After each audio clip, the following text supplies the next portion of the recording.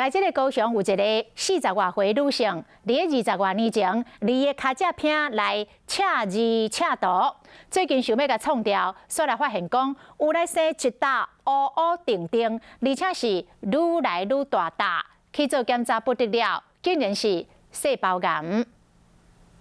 画面中是高雄一个40外岁女性，脚趾片测字的面顶有深色肿瘤，而且愈来愈大粒。医生一个检查证实是治疗基底细胞癌，手术后才治好。这个基底细胞癌一般是发生伫面顶日头晒到所在，患者大部分是中老年人。患者年岁算少年，伊是脚趾片日头晒袂到所在有这个病症，怀疑甲测字有关系。怀疑说这个刺青跟基底细胞癌应该还是有相关性。那我们看它长出来的位置跟切片底下，其实都有看到那个刺青的颜料在它底下真皮层的位置，是不是说这个刺青一个外来物诱发了一个免疫反应，造成说身体产生这种恶性的变化？我想是有这个可能。国外文献嘛讲，测字甲基底细胞癌可能有关系。